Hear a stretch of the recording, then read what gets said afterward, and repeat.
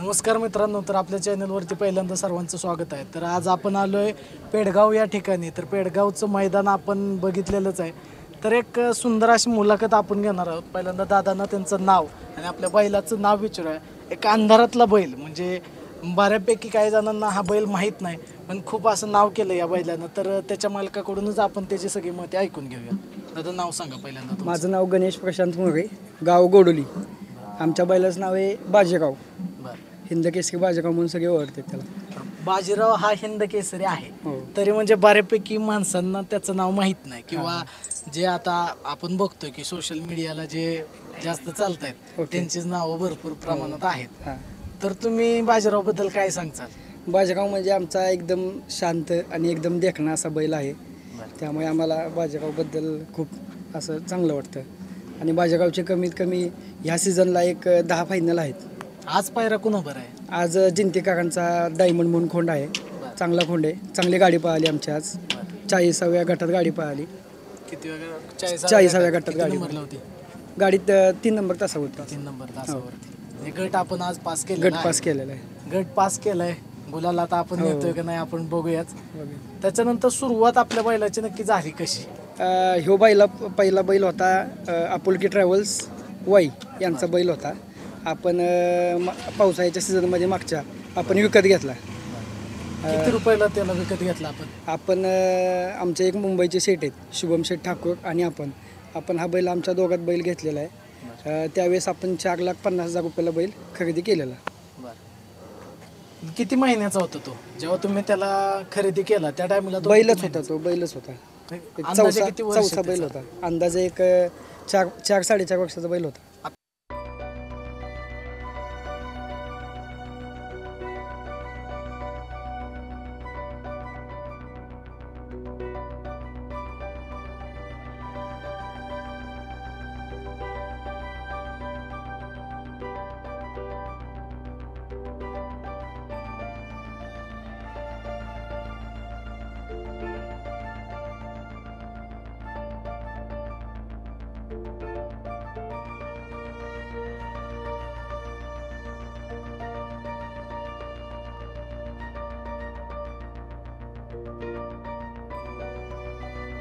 तर आता किती वर्षाचा आहे तो?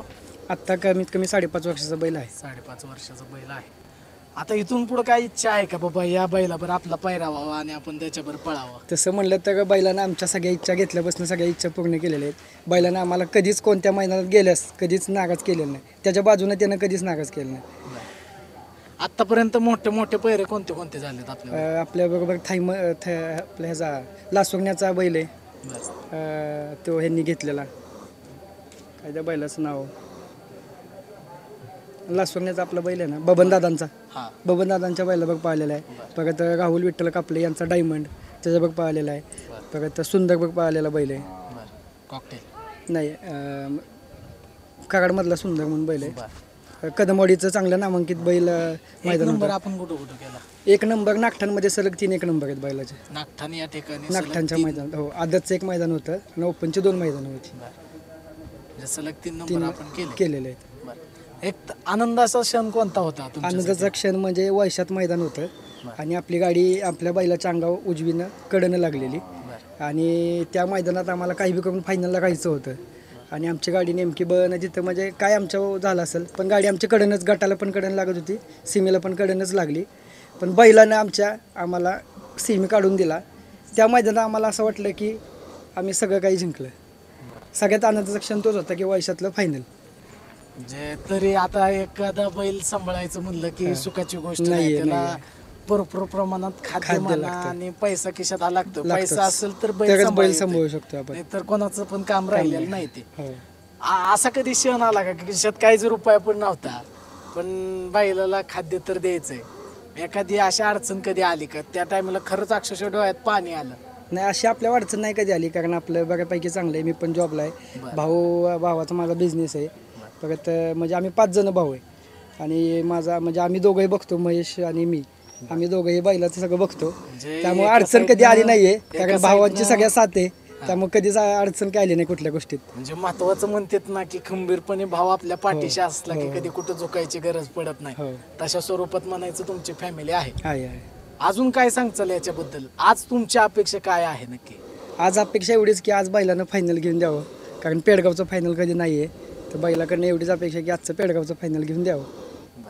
100% तुमच्या इच्छा पूर्ण होतील. तुम्ही काय सांगाल दादा? सांग हे तसा एक क्षेत्रात नवीनच आहे.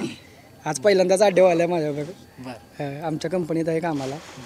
हा मित्र कंपनीत कामाला आहे, पण एक मित्रावर येऊन एक बैलगाडीचा नाद याला पण लागलाय आणि आज कामावरनं सुट्टी काढून पेडगाव या मैदानाच्या ठिकाणी हा पण मित्र त्यांचा आलेला आहे. एक मैत्रीचं जिवंत उदाहरण असतं आयुष्यात, की एखाद्या टायमिंगला बाकीच्या सगळ्या गोष्टी मागं सरकतील, सगळ्या म्हणजे नवरा बायकोपासनं सुद्धा तुटतील, पण मैत्री ही अशी गोष्ट आहे की ते आयुष्यात कधीच तुटू शकत नाही. आणि तेच असेच हे दोन मित्र आहेत एकाच कंपनीत काम करणारे, पण आज ह्या बैलामुळे ते एकत्र आलेले आहेत आणि आज मैदानावर आपल्याला दिसते. तर आपण बघूया ह्या बैलाची नक्की आज काय होतंय आणि काय होत नाही. त्यांची इच्छा तर आहेच की गुलाल घेऊन जाणार आणि भगवंताच्या कृपेनं त्यांची इच्छा मनातली पूर्ण व्हावी. तर आपण बघूयाच. एक क्षण सांगायचं म्हणजे ह्याला आज मैदानावर आणलं म्हणजे आमचा एक साई म्हणून बैल होता. त्या बैलाच्या वेळेस त्याला घेऊन गेलेलो आम्ही. तर त्या ह्याला घेऊन गेलो आणि ते आम्ही त्या बैल घेऊन ललगुणमध्ये फायनलला गायलो. त्यामुळे आज असं वाटलं की ह्याला घेऊन जावं म्हणजे आज पण आम्हाला फायनल भेटेल, कारण खूप दिवसातनं मैदान पडले, कारण मैदान आता थोडे दिवस बंद होतं. तर आज असं वाटलं की आज ह्याला नेलं एक लकी चॅम्प म्हणून की आज फायनल भेटेल आपल्याला. आणि जवळपास आम्ही लहानपणापासून जन्मल्यापासून एकत्र आहे, मित्रच लहानपणापासून. जे लहानपणापासूनचे आत्तापर्यंत ह्यांचा हा प्रवास आहे, तर आज त्यांच्या खूप इच्छा आहेत. तर आपण बघूया. धन्यवाद दादा. Okay, thank you. धन्यवाद.